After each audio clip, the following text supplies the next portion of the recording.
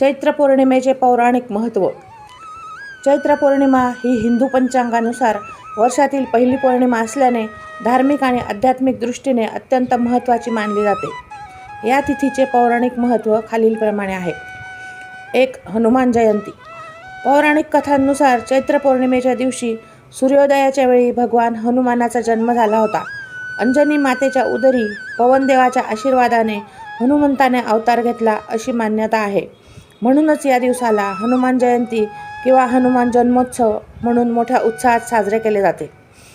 2. भगवान श्रीकृष्णाचा रासोत्सव. काही पौराणिक संदर्भानुसार शरद पौर्णिमेप्रमाणेच चैत्र पौर्णिमेलाही श्रीकृष्णाने व्रजमंडळात रासोत्सव साजरा केला होता. याला चैत्री रास असेही म्हटले जाते, ज्यामध्ये भक्ती आणि आनंदाचे दर्शन घडते. 3. चित्रगुप्त पूजन. या दिवशी यमराजाचे सहाय्यक चित्रगुप्त यांची पूजा करण्याची परंपरा आहे. मानवाच्या पापपुण्याचं लेखाजोखा ठेवणारे देवता म्हणून त्यांच्याकडे पाहिले जाते. या दिवशी दानधर्म केल्याने जीवनातील कर्मांचे दोष दूर होतात अशी श्रद्धा आहे. नंबर 4. सत्यनारायण आणि चंद्रपूजन.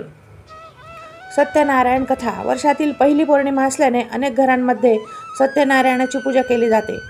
चंद्रपूजन. या दिवशी चंद्र आपल्या 16 कलांनी पूर्ण असतो. चंद्राची पूजा केल्याने मानसिक शांती मिळते आणि कुंडलीतील चंद्रदोष दूर होतात असे मानले जाते. महत्त्वपूर्ण विधी. पवित्र स्नान.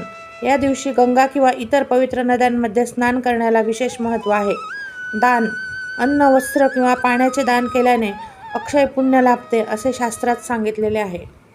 थोडक्यात सांगायचे तर चैत्र पौर्णिमा ही भक्ती, कर्म आणि आनंद यांचा त्रिवेणी संगम आहे.